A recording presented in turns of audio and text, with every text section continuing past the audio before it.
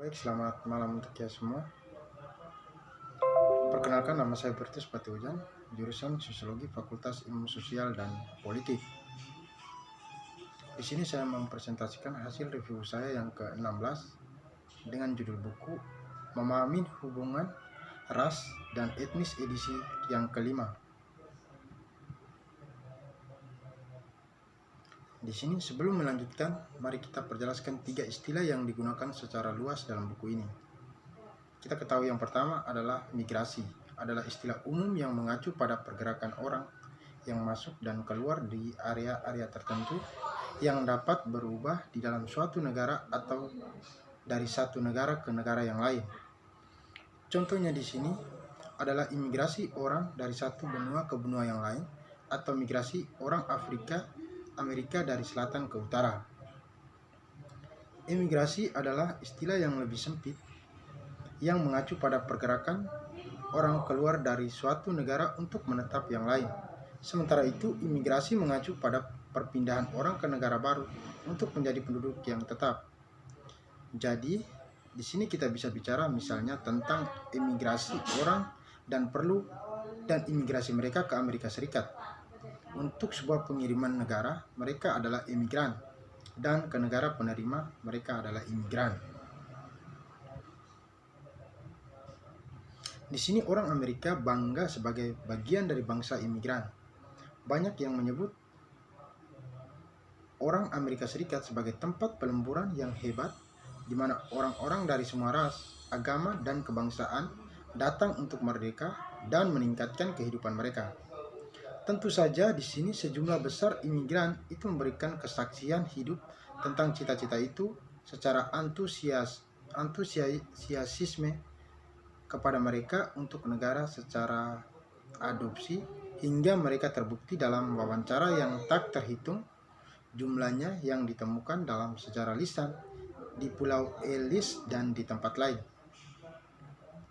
Sebagai mahasiswa, terlepas dari seberapa baru keluarga Anda yang berimigrasi ke Amerika Serikat, sebagian besar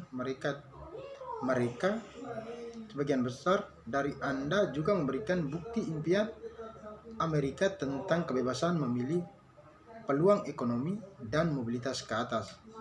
Namun di balik pidato 4 Juli penyerapan bangsa yang beragam selama bertahun-tahun dan banyak kisah sukses adalah kebenaran yang meresahkan.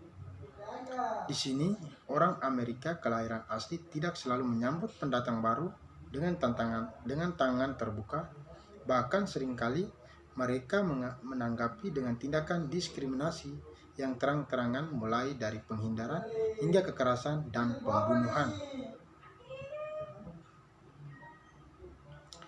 Adapun juga kesamaan dan ketertarikan, setidaknya sejak Aristoteles itu berkomentar bahwa di sini kita menyukai orang-orang seperti diri kita sendiri, dan dari kami memiliki ras atau negara atau usia atau keluarga, dan umumnya mereka yang sendirian secara level mengamati sosial telah menyadari sebuah hubungan kesamaan dan ketertarikan.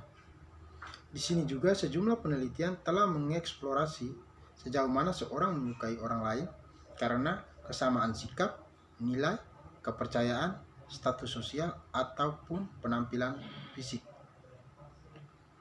Di sini sejumlah studi yang mengesankan yang meneliti perkembangan ketertarikan di antara orang-orang yang awalnya adalah orang-orang asing yang telah menemukan suatu hubungan yang positif antara kesamaan dua orang dan kesukaan mereka satu sama dengan yang lain.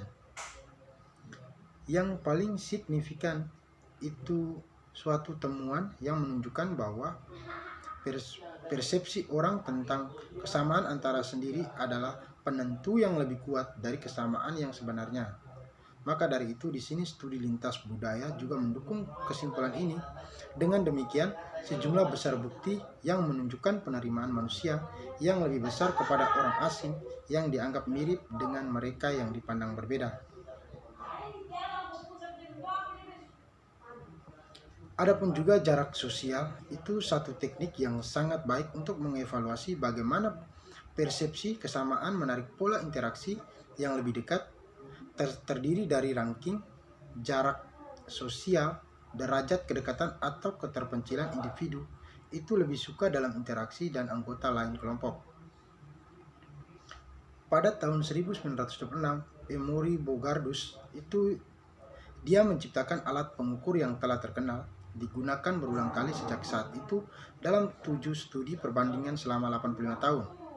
Peneliti memperoleh tanggapan dari mahasiswa untuk mengidentifikasi suatu perubahan-perubahan apa saja dan kesinambungan sikap tentang minoritas yang terjadi dari generasi ke generasi.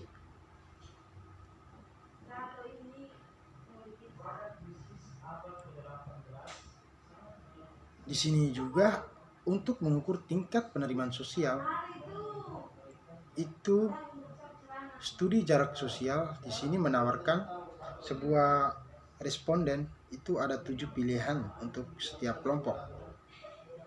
Itu yang pertama, itu akan menerima menikah dengan keluarga saya, itu dengan 1 poin. Terus yang kedua itu akan menerima sebagai teman pribadi di lingkaran sosial saya, itu mempunyai 2 poin. Sedangkan yang ketiga itu akan menerima sebagai tetangga di jalan saya. Sedangkan yang keempat itu akan bekerja di kantor yang sama. Dan yang kelima itu hanya memiliki kenalan sebagai pembicaraan. Terus yang keenam, apakah hanya memiliki sebagai pengunjung ke negara.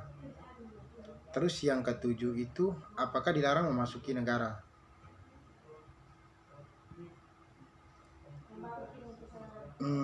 Di sini dalam studi abad ke-21, kulit putih non-etnis itu masih tetap di posisi teratas sebagai yang paling diterima. Dengan 5 dari 10 slot teratas lainnya diisi oleh orang Kanada, Inggris, Irlandia, Prancis, dan Jerman yang pada dasarnya berlanjut pola 85 tahun. Namun yang paling mencolok adalah kebangkitan pada negara Afrika secara dramatis orang Amerika.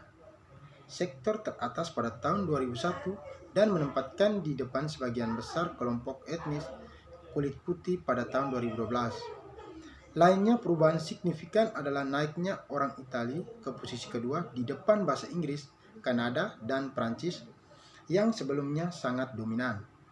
Namun di sini secara umum itu file distribusi itu menunjukkan orang Amerika kulit putih secara non-etnis, Kanada dan Utara, dan orang Eropa Barat itu di sepertiga teratas dengan orang-orang Eropa Selatan, Tengah, Timur, dan di sepertiga tengah dan ras minoritas di sepertiga terbawah. Namun di sini peneliti mengingatkan bahwa penempatan yang tepat dari grup dalam kaitannya dengan itu sangat dekat, seharusnya tidak perlu dipentingkan karena skor yang dekat. Peringkat ini mungkin merupakan sebuah hasil dari variabilitas sampling.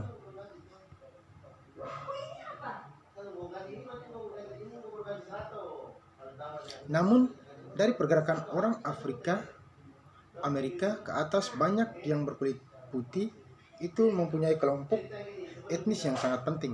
Pertama, ini mengungkapkan tingkat penerimaan sosial yang kuat dan karena itu dapat mencerminkan kemudahan siswa dalam hal ras secara interaksi di kampus mereka yang semakin beragam.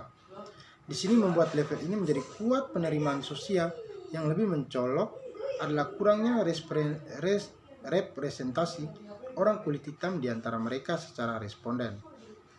Di sini dalam studi tahun 2012 itu hanya 6,9% sampel yang berkulit hitam, lebih rendah dibandingkan dengan semua studi nasional sebelum. Namun orang Amerika mencapai peringkat jarak sosial yang terbaik.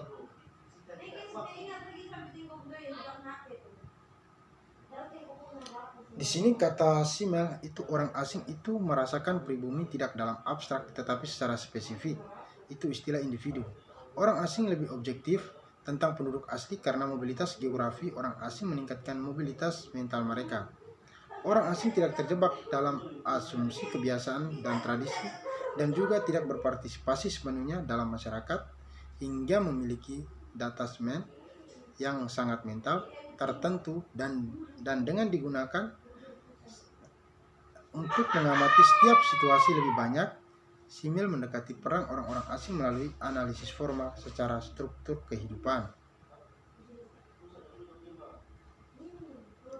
Di sini yang dia maksud dengan ini adalah orang-orang dari dunia sosial yang sama, tahu bahasa atau termasuk bahasa gaul, adat istiadat, kepercayaan, simbol, dan keseharian pola perilaku yang biasanya tidak dilakukan oleh orang-orang asing.